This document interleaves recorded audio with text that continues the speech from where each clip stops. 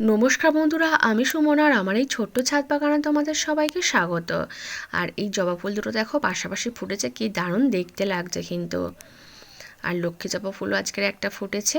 আর একটু গরম পড়ার সাথে সাথেই দেখতে পাচ্ছি এই জবা গাছটাতে দেখো নতুন পাতা বেরিয়েছে আর কুঁড়িও চলে এসেছে। এই গাছটা আমি ডাল থেকে তৈরি করেছিলাম। আর এবারে আমি কিন্তু সবজির খোসা দিয়ে একটা বেড তৈরি করব। আর তারপরে এই সবজির খোসা দিয়ে কিন্তু একটা সার তৈরি করে রাখবো।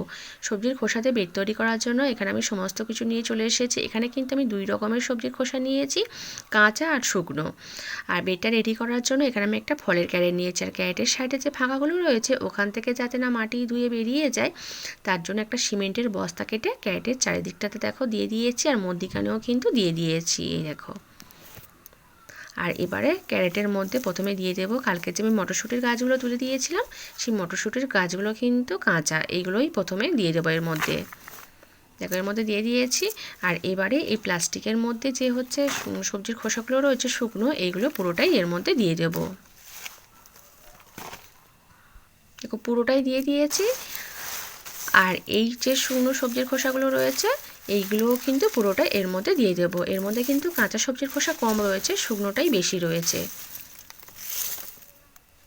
দেখো পুরোটাই দিয়ে দিয়েছি। এবার একটু হাত দিয়ে ভালো করে কিন্তু চেপে দেব, তাহলে অনেকটা কিন্তু বসে যাবে।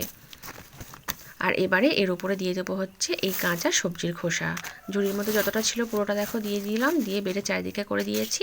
আর এই গামলার মধ্যেও কিন্তু অনেকটাই হচ্ছে সবজির খোসা রয়েছে, এখান থেকে কিন্তু হচ্ছে অনেকটাই নিয়ে এর মধ্যে দিয়ে দেব। আরও একটু হচ্ছে দেব, দিয়ে দেখো হাত দিয়ে আমি কিন্তু একটু করে কিন্তু চেপে দিচ্ছি, তাহলে কিন্তু বেডটা অনেকটাই হচ্ছে বসে যাবে। আর যেহেতু এর মধ্যে আমি নিচের দিকে অনেকটাই হচ্ছে শুকনো সবজির খোসা ব্যবহার করেছি, বেডটা কিন্তু পরে খুব একটা হচ্ছে বসে যাবে না। দেখো দিয়ে দিয়েছি। আর এবারে এই যে মাটি নিয়েছি অল্প করে, পুরো মাটিটাই কিন্তু এর উপর থেকে দিয়ে দেবো। মাটি দিয়ে কিন্তু রেখে দেবো এখন, এর মধ্যে কোনো গাছ বসাবো না। কিছুদিনের মধ্যেই কিন্তু এটা কিন্তু একটা দারুণ মাটি তৈরি হয়ে যাবে। এর মধ্যেও সরাসরি হচ্ছে আমরা গাছ বসাতে পারি, বা হচ্ছে এখান থেকে মাটি নিয়ে কিন্তু অন্য বেডের গাছের গোড়ায় কিন্তু দিতে পারি। দেখো মাটি দিয়ে দিয়েছে, দিয়ে একটু হাত দিয়ে হচ্ছে চেপে দিলাম। সবজির খোসা দেখা যাচ্ছে, ওটা কোনো অসুবিধা নেই। এটাকে কিন্তু এবার আমি হচ্ছে সাইডে করে দেবো।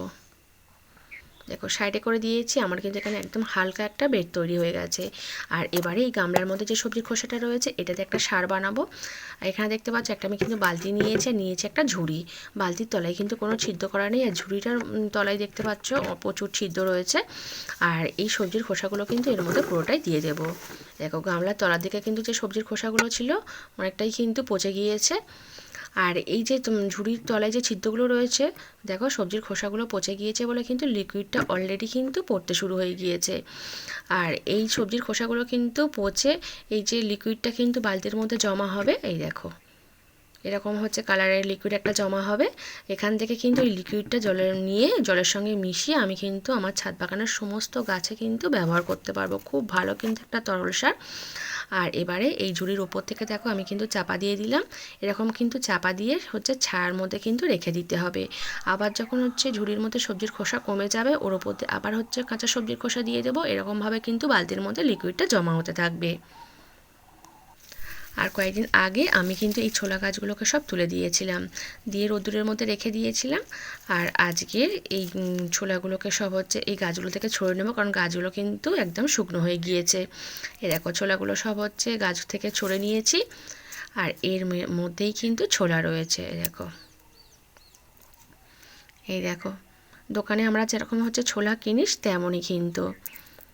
এই প্রথমবার কিন্তু আমি আমার ছাদ বাগানে হচ্ছে ছোলা করেছি, আর তাতেই কিন্তু দেখছি ছোলা হয়েছে। দেখো এগুলো কিন্তু আমরা ভিজিয়েও খেতে পারি, বা হচ্ছে এগুলো হচ্ছে ভিজিয়ে আবার মাটির ওপরে ছড়িয়ে দিলে কিন্তু এখান থেকে নতুন আবার গাছ তৈরি হয়ে যাবে। আর ছাদ বাগানেও যে হচ্ছে ছোলা করা যায়, সত্যি ছাদ বাগান না করলে আমরা হয়তো এটা জানতে পারতাম না। আর আজ কিন্তু বন্ধুরা এই পর্যন্ত, টাটা বাই।